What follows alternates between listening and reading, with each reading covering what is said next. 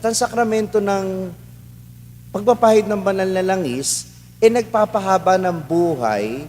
Hinahangad natin na yung taong may sakit, humaba pa buhay. At kung siya na may naghihingalo na at hindi na talaga gagaling, hinahangad natin na mas maging mahaba ang buhay niya at magpatuloy sa kabila, yung buhay na walang hanggan. Hinahangad natin para sa pasyente. Merong ibang himala na nakaka-recover dahil sa pagpapahid ng banal na langis. Pero bihirang-bihira yun. Pero ano yung madalas? Yung bang pinahiran ng langis hanggat maaga, hindi na nagtuloy yung sakit. Bakit? May kapangyarihan yun eh. Nagpapagaling talaga yun.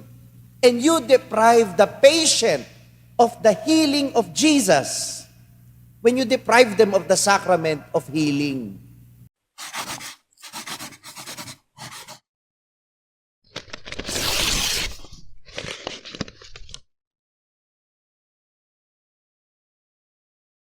Sumainyo ang Panginoon. At sumainyo rin. Ang mabuting balita ng Panginoon ayon kay San Marcos. Papuri sa iyo, Panginoon. Noong panahong iyon, tinawag ni Jesus ang 12 at sinugong dala-dalawa. Binigyan niya sila ng kapangyarihang magpalaya sa masamang espiritu at pinagbilinan.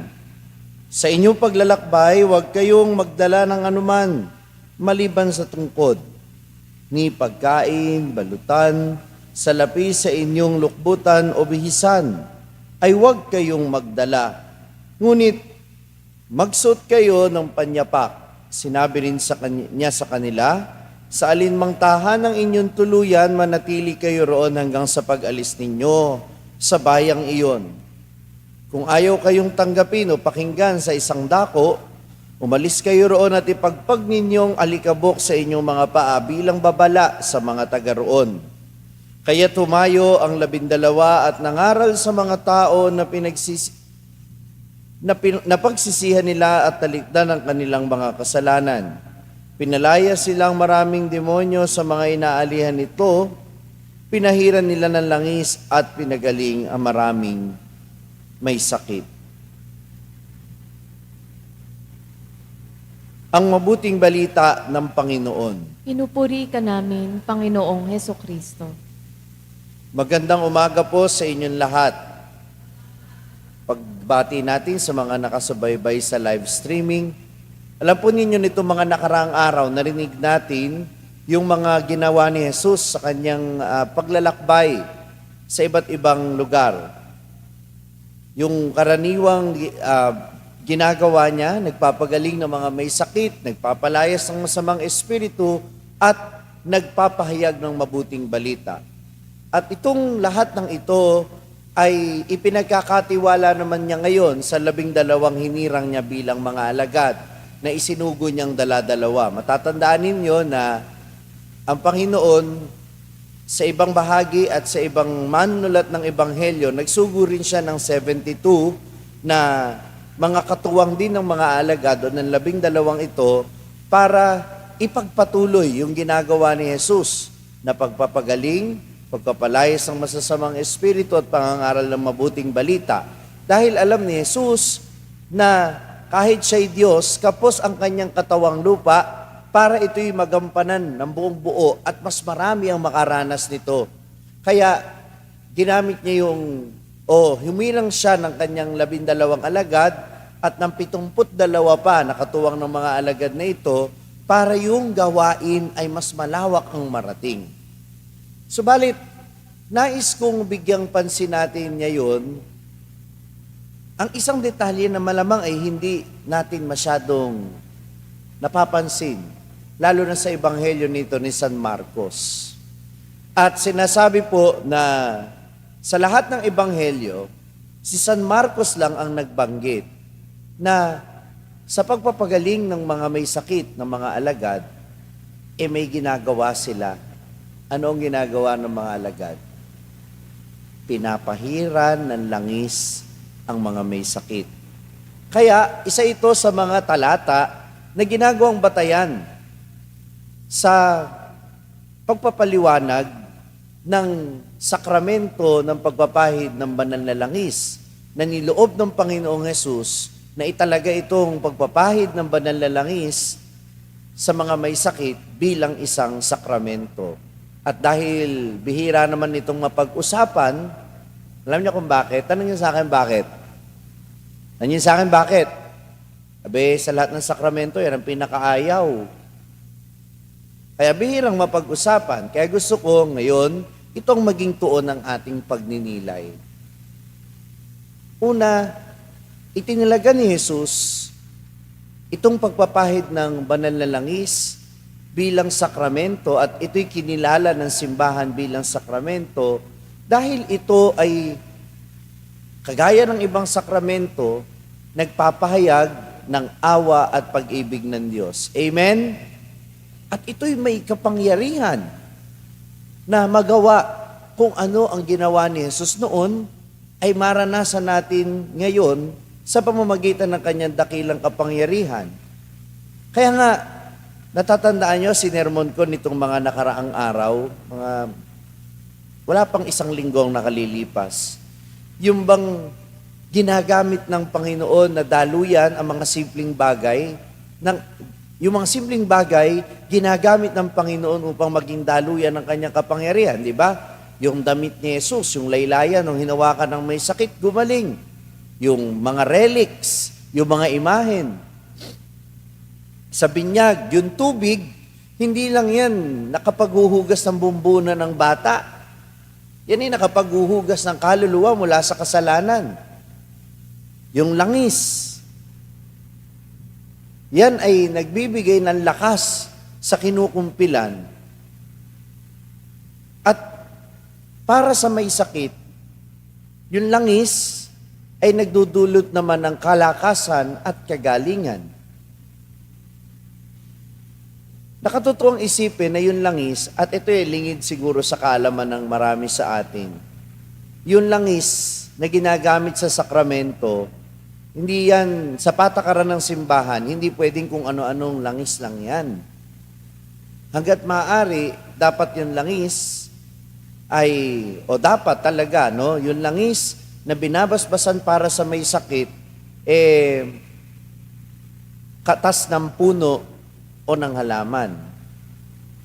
Natural, organic. Hindi po pwedeng synthetic, hindi po pwedeng may halong kemikal. Kaya po yung mga baby oil na ginagamit sa baby, hindi po yun pwedeng gamitin. Mas mainam pa yung coconut oil sa kusina ninyo dahil galing yun, natural ang pinanggalingan nun, galing sa niyog. O yung canola oil, yung corn oil, yung vegetable oil, mas pwede pang gamitin yun. Pero karamihan po, karaniwang ginagamit dito sa ating bansa, halimbawa, ay yung olive oil, yung olibo. Bakit? Hindi masyadong mabaho at saka hindi umaanta kaagad. Para na tayo nagko-cooking show. So, yung langis na ginagamit ay dapat natural, dapat organic. At hindi kagaya ng langis ng krisma na itinatalaga bilang krisma, ang langis para sa mga may sakit ay hindi hinahaluan ng mabangong langis o ng pabango. Yung krisma ho kasi, pag binuksan mo yan, humahalimuyak yan. Dahil yun ng krisma, ay ginagamit sa pagtatalaga at ito ay nagpapahayag ng kagalakan. Samantalang yung langis para sa may sakit, hindi hinahaluan ng kahit na ano. Wala itong halimuyak. Tanong nyo sa akin, bakit? Tanda ng pakikiramay ng Diyos sa nagdurusang pasyente. Yung abang kalagayan niya bilang may sakit. Yung langis na parang abarin ng kalagayan dahil ito'y payak na payak, ito'y paalala na nakikiramay ang Diyos doon sa may sakit at sa mga nag-aalaga sa may sakit. Kaya walang amoy. Pangalawa, yun langis, hindi lang ito tanda ng pakikiramay, ito'y tanda ng pagbibigay ginhawa. Di ba? Anong nilalagay ninyo sa buhok ninyo pagkatapos nyong maligo? Yung iba, gugo. gugo kung tawagin nila. Ano ba yon? Yung aloe vera. Langis din yun eh. Conditioner eka, Father. After mag-shampoo, conditioner. Ano ba yung conditioner? Langis din yun eh. Di ba? Para relax yung buhok mo. Yung mga minamasahe, anong nilalagay sa katawan ninyo pag minamasahe? Langis. Di ba? Pagka gusto ninyong yung balat ninyo lumambot, anong nilalagay ninyo? Lotion. Ano ba yung lotion? Langis din. Hindi nga lang natural. Di ba? So, sa makatuwid, ito'y nagdudulot, yung sakramento ng pagkapahid ng banal na langis, nagdudulot ng ginhawa dun sa may sakit. Hindi lang ginhawa ng katawan, kundi ng kaluluwa. Alam po ninyo, pag ako nagpapahid ng langis sa may sakit, iba yung kapanatagan sa muka nung may sakit. Pagka napahiran ng langis, nagkakaroon ng luwag sa kalooban. Kaya ito'y nagdudulot din ng gaan ng kalooban o ng kaginhawaan. At panguli, yung langis ay natural preservative.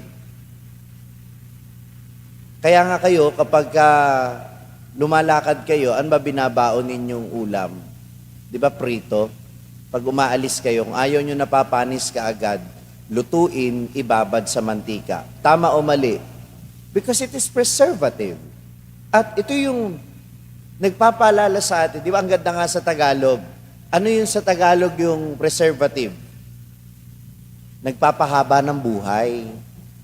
At ang sakramento ng pagpapahid ng banal na langis, nagpapahaba ng buhay. Hinahangad natin na yung taong may sakit, humaba pa buhay. At kung siya na may naghihingalo na at hindi na talaga gagaling, hinahangad natin na mas maging mahaba ang buhay niya at magpatuloy sa kabila yung buhay na walang hanggan. Hinahangad natin para sa pasyente. Diba? Ngayon yung sabihin sa akin, ang pagpapahid ba ng banal na langis ay isang sakramento na dapat katakutan? Oo o hindi? Dapat bang katakutan ito? Oo o hindi? Hindi naman pala. Kaya huwag kayong tatawag ng pare kung kailan naghihingalo na yung pasyente. Tanong nyo sa akin, bakit? Hindi na naiintindihan ng pasyente kung ano yung tinatanggap niya. Number 1. Number 2, wala nang tsansa yung sakramento na magdulot ng physical healing at ng lakas at ng ginhawa sa pasyente dahil gipit na.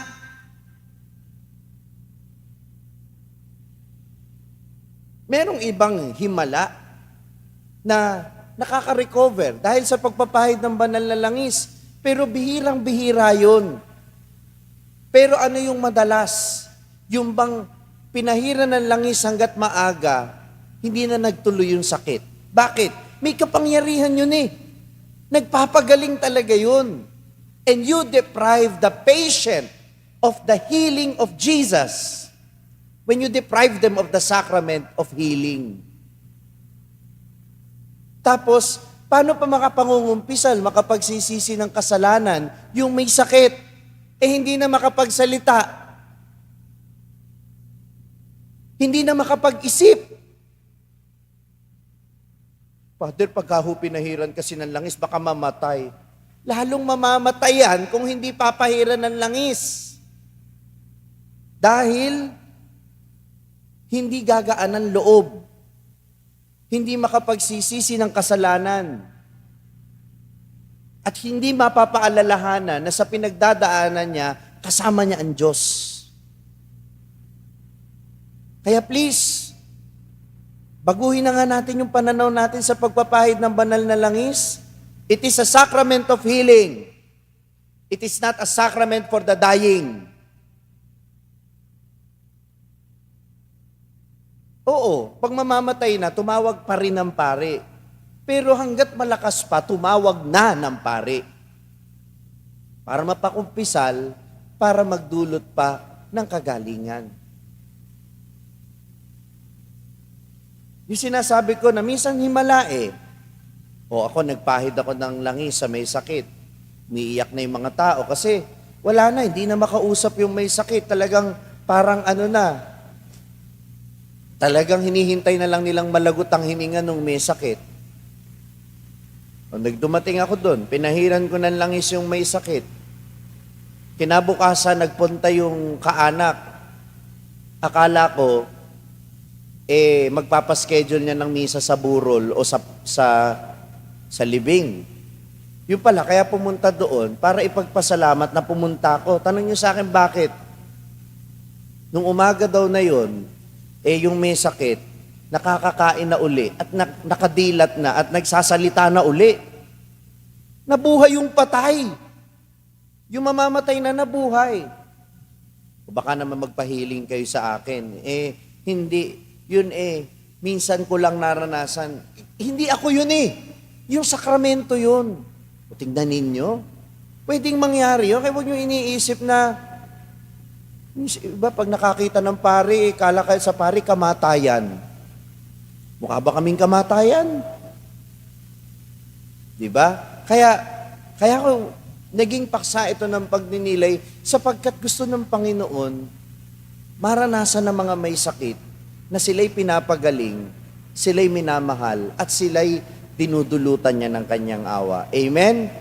Kaya sa susunod na merong may sakit sa inyo, huwag nyo nang hintayin na kung kailan mamamatay at saka kayo tatawag ng pari. Inuulit ko, ang sakramento ng pagpapahid ng banal na langis ay sakramento ng nagdudulot ng kapatawaran at kagalingan. At wala tayong karapatan na ipagkait ang mga biyayang ito sa mga kapatid nating nasa banig ng karamdaman. Amen. Kung na-bless ka ng pagninilay natin sa araw na ito, huwag mong kalimutang mag-subscribe sa page na ito at i-click ang bell button para manatiling updated sa tuwing nag-upload tayo ng mga pagninilay dito. At syempre, hindi pwedeng ikaw lang ang nabe-bless. Kung gusto mo ring mabless ang iyong mga kaibigan at mahal sa buhay, i-share ang link ng video na ito sa kanila.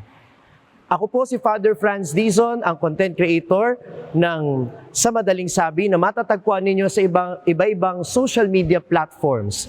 Pari ng Diocese ng Malolos. At ngayon ay matatagpuan na rin po ninyo ang aking mga pagninilay sa #1 Catholic app in the world, ang Hallow. 400,000 po na Pilipino na ang nakasubscribe sa Hallow. Ano pang hinihintay ninyo? I-download na po ninyo ng libre ang Hallow app sa inyo pong Google Play Store o kaya naman ay Apple App Store. Magkita-kita po tayo hanggang sa aking susunod na pagninilay dito sa ating page, ang Sa Madaling Sabi.